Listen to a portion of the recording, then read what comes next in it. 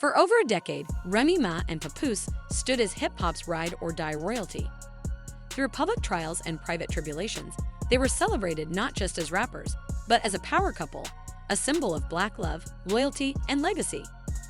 He waited 6 years while she served time behind bars. 6 years, no scandals, no cheating, just faithful visits, interviews praising her strength, and lyrics about devotion. Their love was seen as almost mythical in a game known more for drama than commitment. But now, that love story has gone up in flames, messily, publicly, and without remorse. The image they worked so hard to build has been shattered across social media, court filings, and live-stream rants. The fairy tale is dead, and what's left is a full-on lyrical war. And the battlefield? Instagram, podcasts, the Breakfast Club, courtrooms, and most brutally, each other's reputations. So what really happened? How did hip-hop's favorite couple go from love and loyalty to lies, live rants, and ghostwriting allegations? Let's break it down, because this isn't just gossip. This is about betrayal, broken legacies, and a daughter caught in the crossfire. It started with a whisper, divorce rumors floating around after years of silence. Then, boom, Papoose officially filed for divorce, and it wasn't subtle. Along with the filing came screenshots, court documents, and allegations that made fans' jaws drop. The biggest shock? Papoose accused Remy of cheating, not just with anyone, but with another woman. In their house, while their daughter was home. It was a stunning revelation, but it didn't stop there. He also dropped what he called the ultimate truth bomb. He claims to have ghostwritten the majority of Remy's bars. According to him, 90% of her post-prison material came from his pen. Lyrics, flows, comebacks. He said he crafted her entire redemption arc after prison and never asked for credit, because that was his wife. But now that things have turned ugly, he's airing it all out. Fans were floored.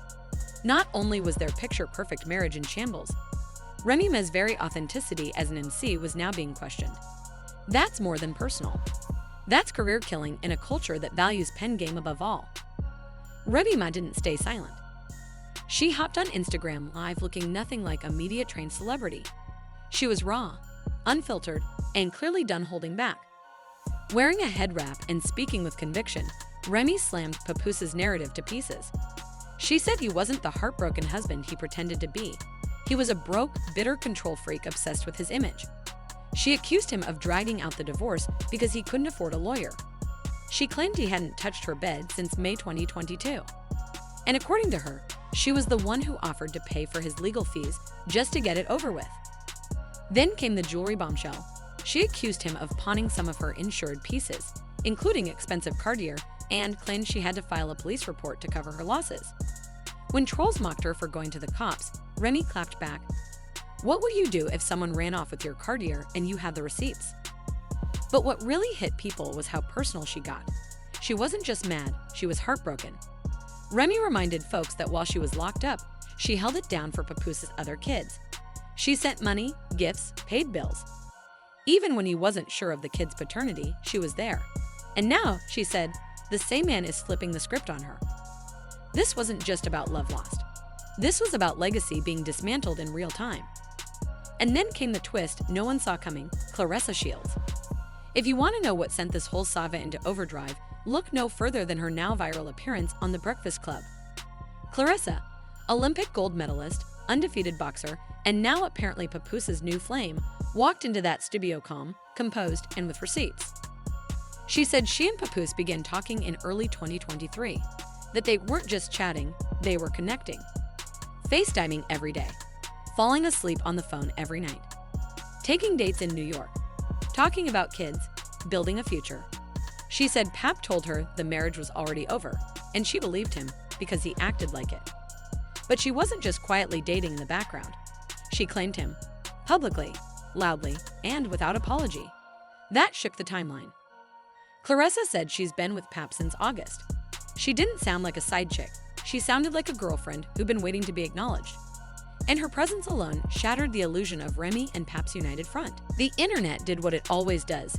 It picked sides and started the memes. Some folks said Remy fumbled a real one. Others said Pap is no saint, just a man who couldn't handle being left. And many asked the real question, was the whole Black Love brand just a marketing tool? Because that's what Remy implied. She said the image of loyalty and devotion was Papoose's hustle. He needed it more than she did. She said she stayed quiet out of respect for their daughter, but once he started attacking her character, she wasn't going to keep swallowing lies. This hit different because we're not just talking about a couple breaking up. We're talking about two people who built careers off their love story. And when that story falls apart, so does the brand. So does the belief system some fans built around them. Then, just when it seemed like everyone had said their piece, Papoose came back. He went on live and started with a chilling line. "She mentioned my daughter, so now I'm talking." He accused Remy of using their daughter as leverage. Said she was pretending he didn't want to see his child when, in reality, she was shutting him out. Then came the big reveal. He says he walked in and caught Remy in bed with another one, a former inmate friend who had stayed in their house multiple times. He said she ran off when he came in, and Remy tried to act like nothing happened. And this wasn't about homophobia. Pap made that clear. He said, "I don't judge, just don't lie." According to him, it was about honesty and about the fact that their daughter was in the house at the time. That, he said, was the ultimate betrayal. And then he swung at her legacy. Said he wrote most of her post-prison bars. Said he shanked her image and sacrificed his own love and hip-hop check to help her shine. But now, he's done staying quiet. He even claimed she cheated with Easy the Block Captain and lied about cutting it off. And Remy confirmed that part. According to Pap, Remy had a secret apartment 40 minutes away where she was living a whole other life. He said he stayed for their daughter, hoping things would get better. But now, it's all out there. Now the public is divided. Some say Pap has every right to air it out. He was humiliated. Others say he's weaponizing private pain for revenge. Some say Remy should have just walked away years ago if she was that unhappy. Others applaud her for finally speaking her truth. But the real victim here, their daughter. A little girl caught between two parents using the internet to settle emotional scores. No matter who's right or wrong, she's the one watching it all unfold in real time. And let's be honest, this isn't just a celebrity breakup. This is a cautionary tale about what happens when love, fame, ego, and image collide. About what happens when the brand becomes more important than the bond. And about how, in today's world, nothing stays private. Remy Ma and Papoose were once the blueprint. Now, they're a warning. A reminder that no matter how strong the couple looks from the outside, nobody knows what goes on behind closed doors. And in this case, those doors have been blown wide open. So now we want to hear from you. Are you Team Remy, Team Pap, or Team that poor baby girl? Was this just two people outgrowing each other, or did somebody cross the line first? Let's talk in the comments.